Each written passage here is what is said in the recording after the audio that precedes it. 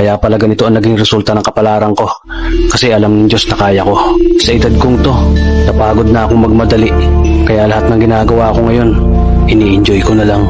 Siguro sa dami na rin ng aking pinagdaanan, napagtanto ko na ang buhay ay mas malawak at mas mahiwaga pa sa mga problemang dumarating sa buhay natin. Tumatanda na tayo, baka sa kakahabol natin sa masagana at maayos na buhay, ay hindi na natin na-enjoy ang buhay. Baka nabubuhay na lang tayo dahil nape-pressure tayo sa sasabihin ng ibang tao. Marami na rin akong mga naging maling desisyon sa buhay, pero lahat yun nagsilbing aral sa akin at natuto ako sa mga pagkakamali ko. May mga taong sobra nating mamahalin at bibigyan ng halaga, pero ibabalik lang sa atin ay kabiguan at matinding trauma. Kaya wag nating liliwin ng mga taong tulad nila dahil mas payapa kapag hindi ka na interesadong malaman pa kung ano pang balita sa kanila. At wag mong idepende ang sarili mo sa kahit kanino.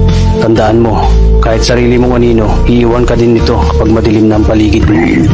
Kailangan natin matutunan na wag ikumpara ang sarili natin sa iba dahil hindi natin laban ang laban nila. Karera mo to, hindi nila karera. Dahil ang buhay ay hindi naman nasusukat sa kung sino ang mayaman, kundi kung sino ang payapa. Kaya galingan mo lang palagi tol dahil napakaraming tao mapanghusga, hihilahin ka pababa at lagi mo itong tatandaan. Beats, beat it.